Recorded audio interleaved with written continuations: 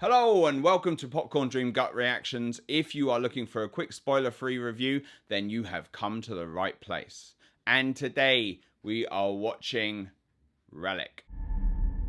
This house seems unfamiliar.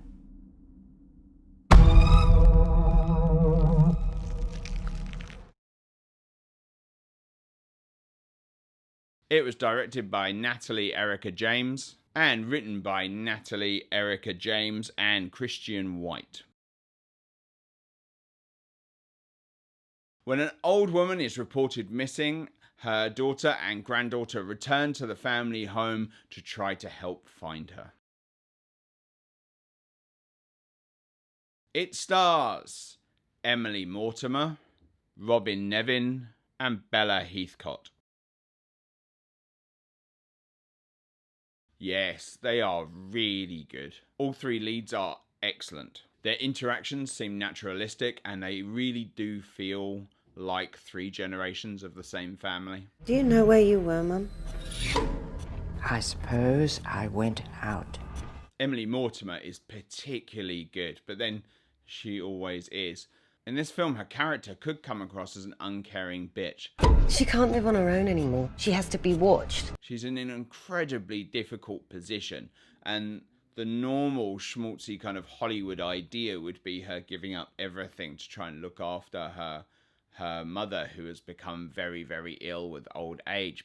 But real life isn't that simple. It's a lot more complicated than that. And the sympathetic way that she portrays her means that we understand her situation. I'm here to help you, Mum. It's wonderful to see nuance in a performance that a lot of people, as they hit sort of middle age, find themselves in.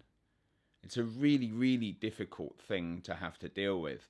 And her performance, I think, more than the other two, really underlines how difficult it is for someone in that situation. She's great. I'd even say Oscar worthy, possibly. I'd need to go back and look at it, watch it a couple more times, but you know, possibly a nomination. She's really good. That's not to say that the other two aren't great as well. Both the grandma and the granddaughter have their parts to help build this story.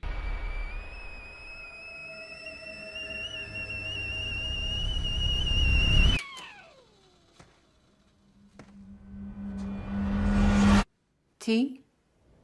With the grandma seeming more alienated as we get to know her, and also the granddaughter showing that she's a little bit naive. You can't put Gran in a home. She has that sort of ideology that she believes in. She has that kind of concepts that she thinks are important of what family should be and of how family should work.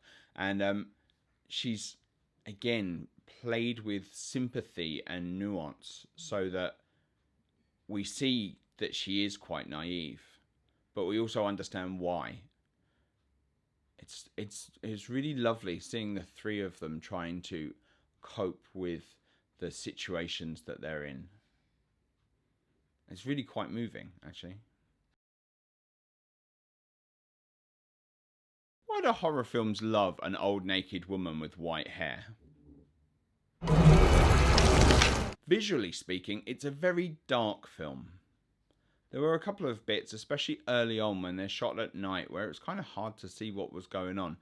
But they do that for a reason. I mean, artistically, you could argue that perhaps they're trying to convey the sort of mistiness and the problems that people have as they suffer from dementia as they get older. Everything all right, Gran? I thought this was where it got in.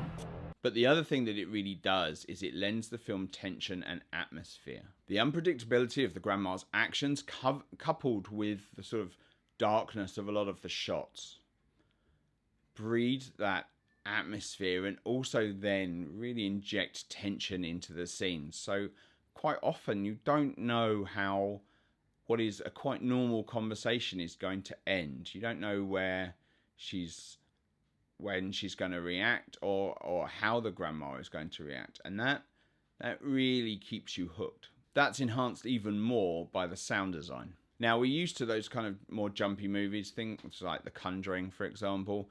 Nothing wrong with those movies. If you like them, great. But they use sound really almost obnoxiously sometimes. You'll have little whistles and little calls coming out of everywhere, making you turn and making you fall for jump scares that you might not otherwise fall for. Whereas the sound design in this film is a lot more subtle, and I think better for it. It's very cleverly deployed to the point where the soundtrack, I don't think I would have even noticed it if I hadn't been thinking about it for this review. It's gentle but ominous, always in the background supporting the performances. The use of creepy noises is really effective. They are never used for cheap jump scares, and again, they enhance everything that's going on in the screen. Finally, we have to have a big shout out for the effects team, because the effects in this film are quite impressive. There is one scene in particular where it's so good that I wasn't sure if they were using animatronics or makeup on a person, if that makes any sense. It's hard to explain without spoiling something, but basically the effects in this movie are absolutely on point. It's not effects heavy. The effects that are there are mostly practical, but they are great.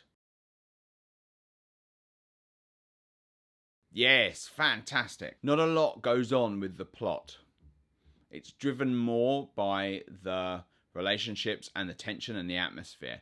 And those kind of films live or die by their final scene, and this film nails it. The end here is satisfying and smart. It makes a statement about life and the three women that we are following, but it is also suitably creepy and unpleasant. It's quite unsettling. This movie really succeeds at underlining the horror of the situation without cheapening it. That is something very hard to do, and it is something to be celebrated. Mum, what is it? It's here. Under the bed. There's nothing under the bed, Mum. Will you check for me?